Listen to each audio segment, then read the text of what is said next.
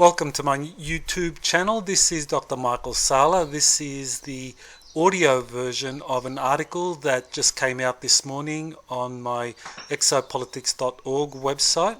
And the article is titled, "Did the USSR Destroy a Secret US Moon Base in 1977?" And this article is based on a Wikileaks document that referred to the destruction of a US moon base sometime in the 1970s that recently got renewed attention. The document is dated January 24th, 1979 and is titled "Report that UR Destroyed Secret US Base on Moon." It was correspondence involving one or more officials from the US State Department to Samuel L. Devine, a Republican member of the US Congress. The document has tags Operations General UR-Soviet Union, which reveals that UR stands for the USSR. The document was marked classified, which suggests that the content of the correspondence didn't contain any classified information and likely involved open source material widely available at the time. The fact that officials were discussing such a topic raises the question, did the USSR destroy a secret US moon base sometime before January 1979? And on the website you can see the actual document that appeared on Wikileaks with the title and a number of tags and information about where it was issued from. It was issued from the Bureau of European and Eurasian Affairs in the State Department, and it was directed towards Devine, Samuel L., who was at that time a Republican senator, a Republican House of Representatives member from the state of Ohio. So Wikileaks included the document in its dump of State Department diplomatic cables that it began releasing online in November 10 and ended on September 1st, 2011. So it was Julian Assange's arrest on April 11, 2018 that sparked renewed interest in him and the Wikileaks document dumps over the years. So Arjun Walla from Collective Evolution published an article that discussed Assange's arrest and examined some of the more controversial Wikileaks documents, including this moon-based document. Walla discussed it in relation to a host of moon-related information that has been leaked over the years. This included a congressional statement on building a permanent moon base, CIA concerns over Soviet plans to build a moon base, Soviet concerns over the US plans to use the moon as a military base of operations, and whistleblowers discussing photographic evidence of moon bases.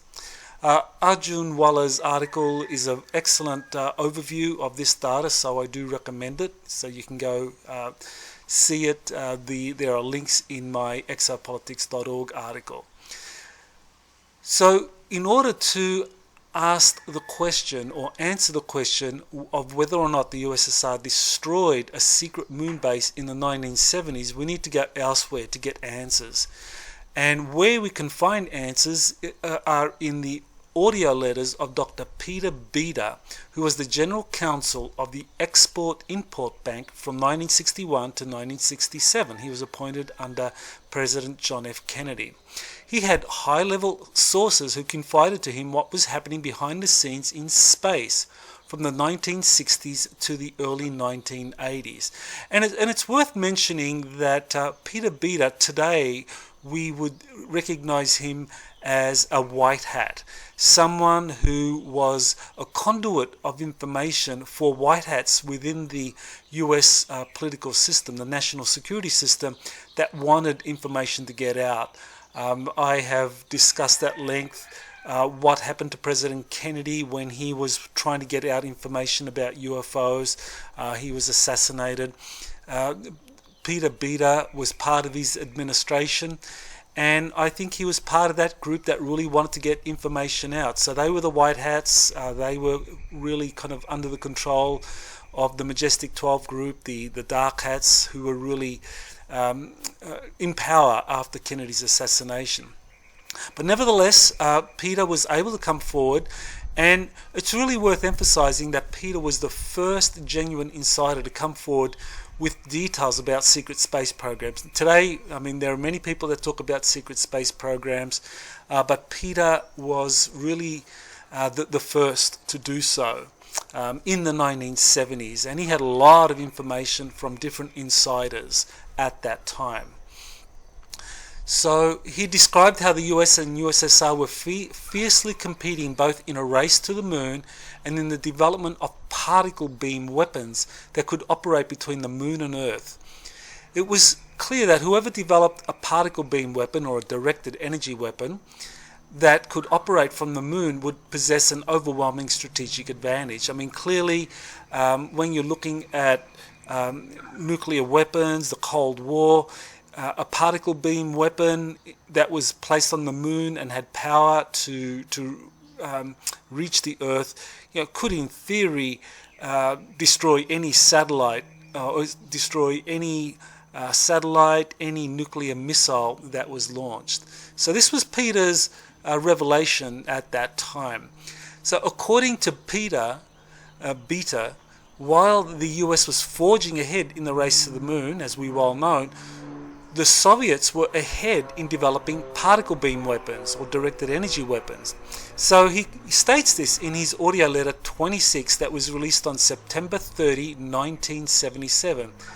Beda wrote, "By 1972, these experiments still were a long way from a suitable weapon for deployment on the moon, but ominous developments in the Soviet Union led the decision to cut off the Apollo program prematurely so that the construction of the secret moon base could be rushed ahead."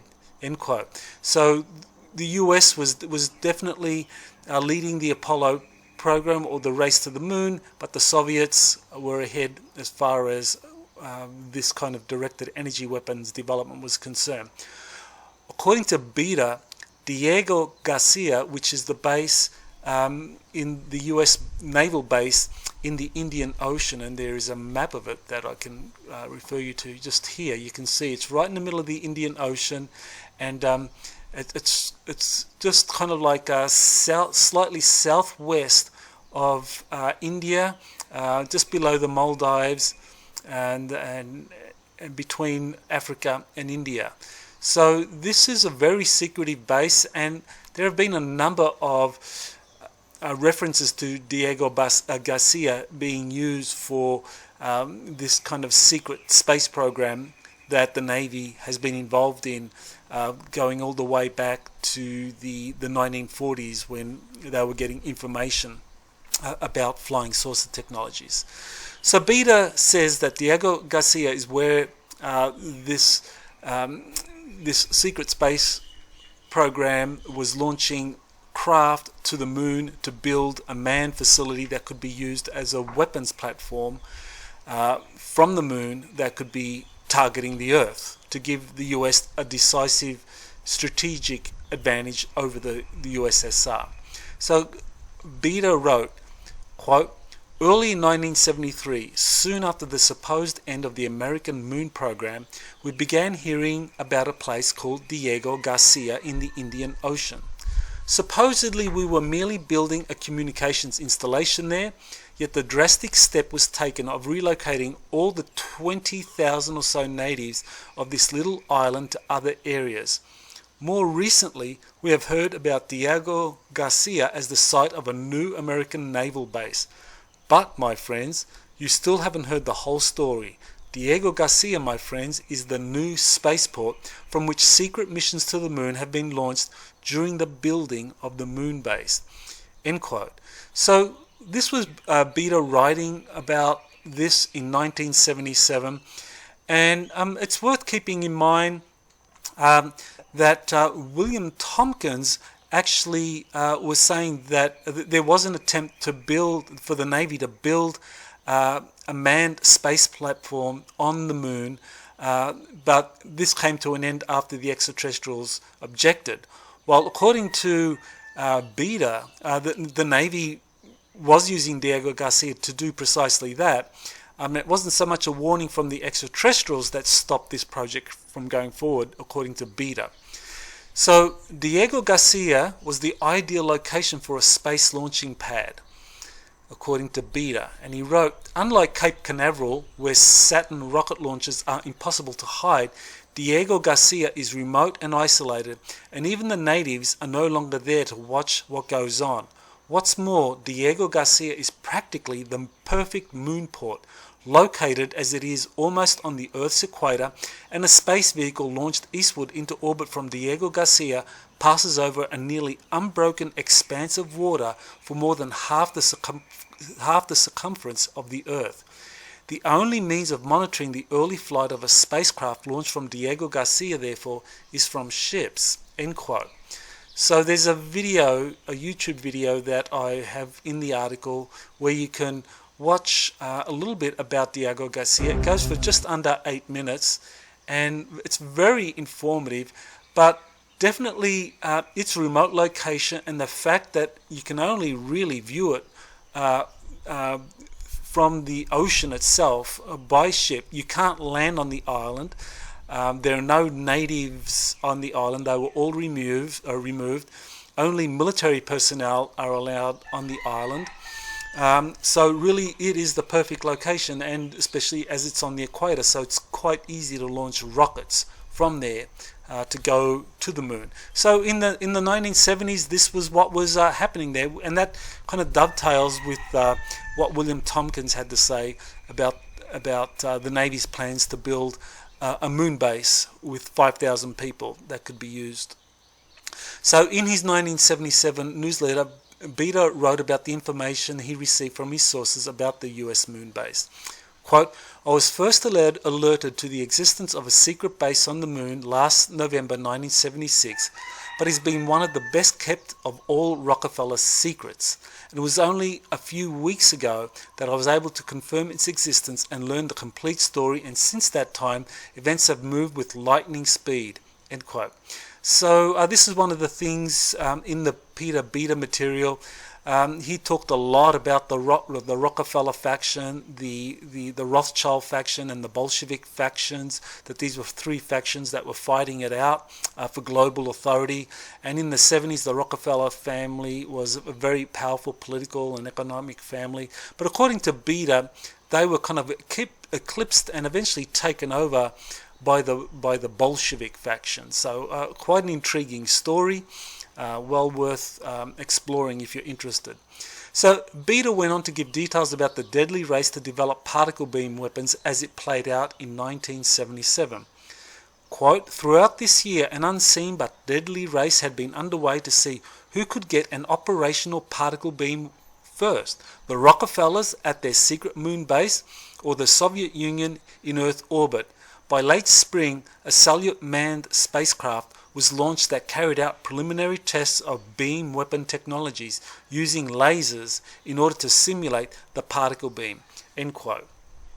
So there was a race, and elsewhere in Beta's writings, he talks about the Soviet Union developing these spherical cosmospheres, and this was what they were able to successfully deploy in Earth orbit, and apparently this is what they used against the fledgling moon base to kind of blow it up. So Beta next gave details about the race between the USSR and the US to develop particle beam weapons for deployment in space and or the moon. The Soviets succeeded in developing the first operational particle beam weapons in Earth orbit, those are the cosmospheres I mentioned, and destroyed the newly built US moon base that was the Navy base that William Tompkins said was being built. By the 26th of September, American personnel, I'm quoting Beta now, American personnel at the secret Rockefeller moon base nestled in Copernicus crater were almost ready. Their particle beam was almost operational, but they were too late. By late that day, the Soviet Union began bombarding the moon base with a neutron particle beam. Through the night and all day on Saturday, September 27, the moon base was bombarded without mercy, with neutron radiation just like that produced by a neutron bomb, and by that evening, as Americans looked up at the peaceful full moon overhead, known as the harvest moon, the last few Americans on the moon were dying of neutron radiation. America had lost the Battle of the Harvest Moon, end quote. So according to Beta, this was a really decisive event in American and global history for that matter, where American attempt to use the moon for as a strategic base of operations was ended, at least at the time, and the Soviet Union had these fully operational particle beam weapons that it was using from its cosmospheres in Earth orbit. So this takes us back to the document titled "Report that USSR destroyed secret US base on the moon."